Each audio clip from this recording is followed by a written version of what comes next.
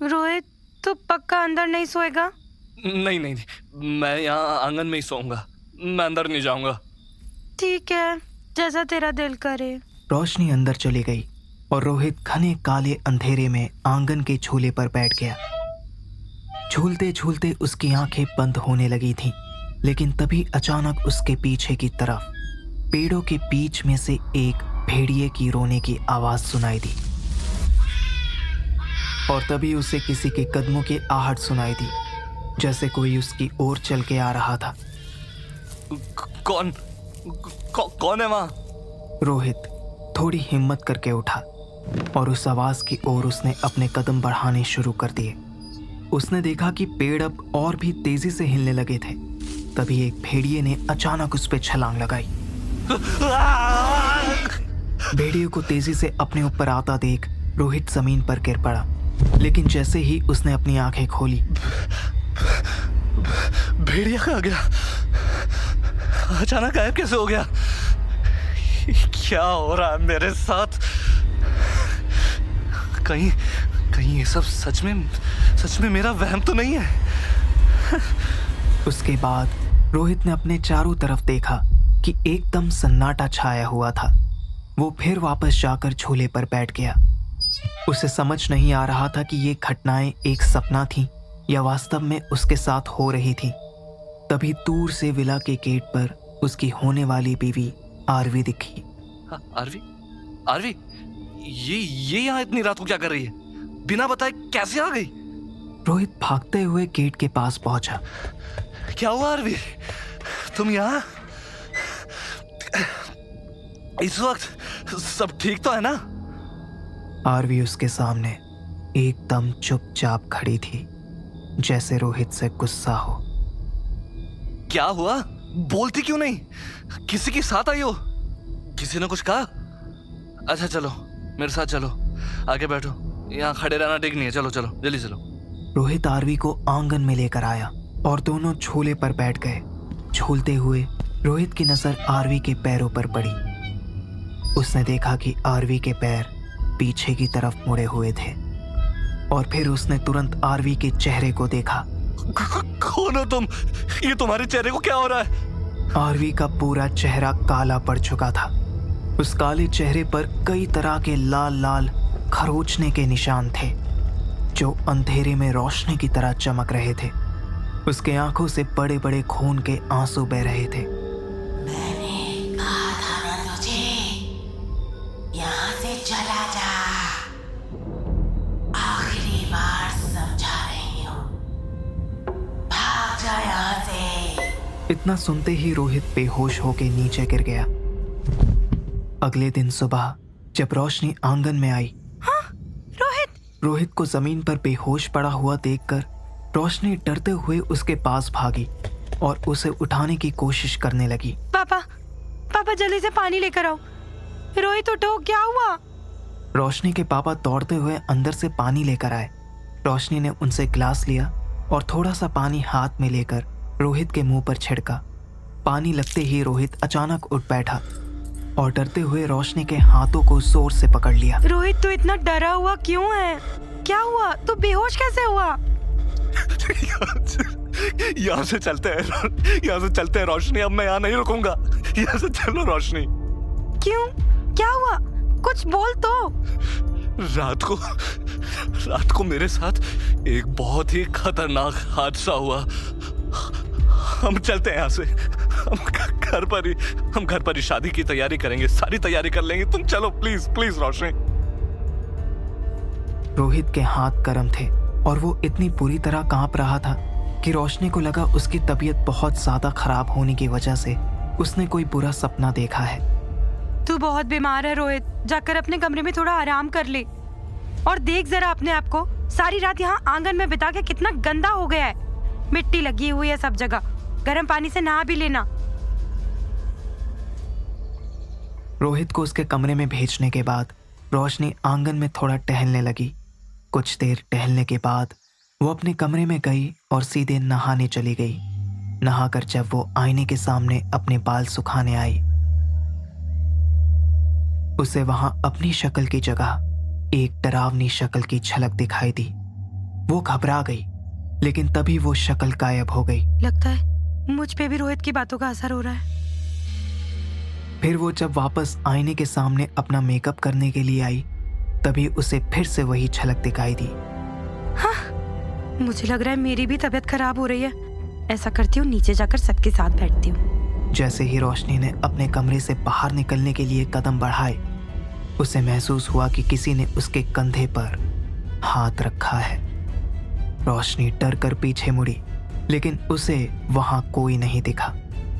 फिर जैसे ही वो दरवाजे की तरफ बढ़ी, उसे वही शक्ल उसके चेहरे के ठीक सामने दिखाई दी। ये वही शक्ल थी जिससे डर कर रोहित बेहोश हो गया था। मम्मी, पापा, भागो, ये विला भूतिया है।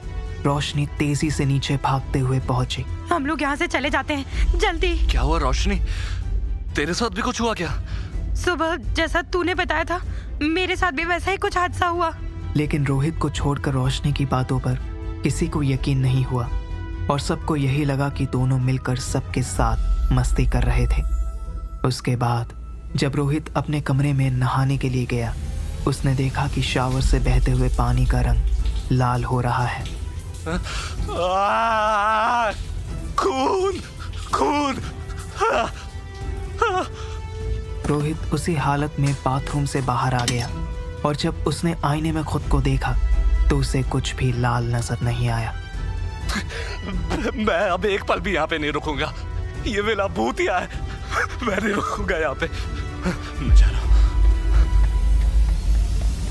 रोहित और रोशनी के साथ हुए हादसों के बारे में सुनने के बाद परिवार ने फैसला लिया कि वो रात से पहले ही विला से चले जाएंगे।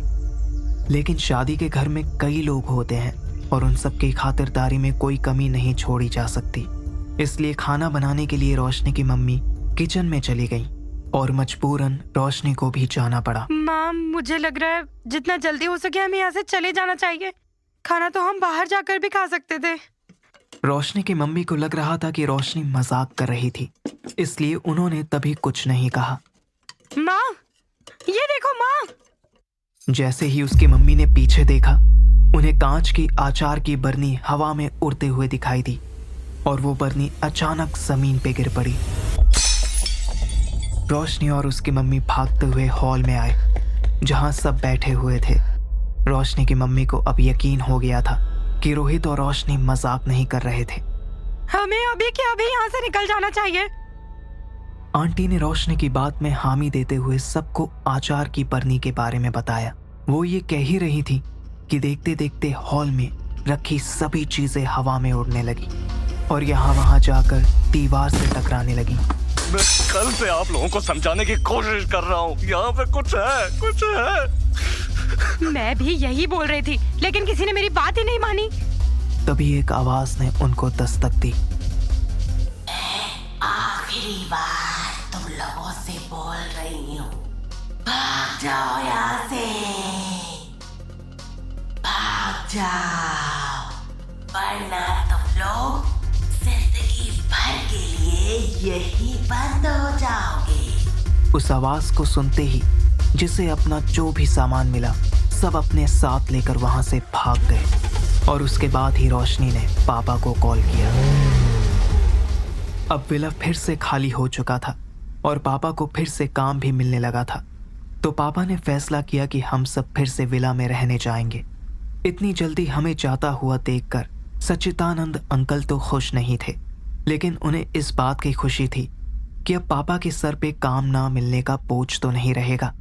अगले दिन जैसे ही हम विला पहुंचे और दरवाजा खोला, हे भगवान, ये घर की क्या हालत बना कर रखी है, कितना गंदा करके रखा है।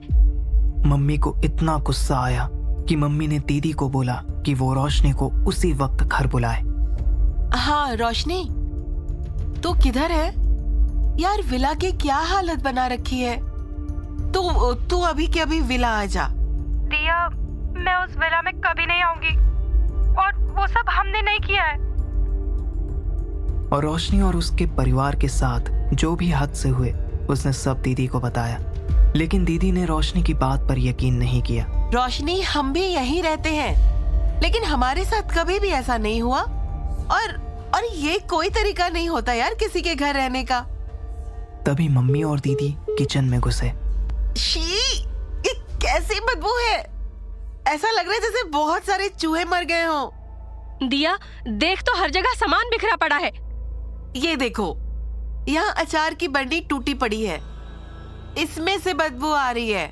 उस वक्त तो ये बात किसी को समझ नहीं आई कि जो अचार सालों साल चलता है वो एक ही दिन में सड़ कैसे गया, क्योंकि जिस जगह पर काला साया हो उस जगह पर जिंदगी के साथ रहने वाली चीजें भी 2 दिन की मेहमान रहती हैं।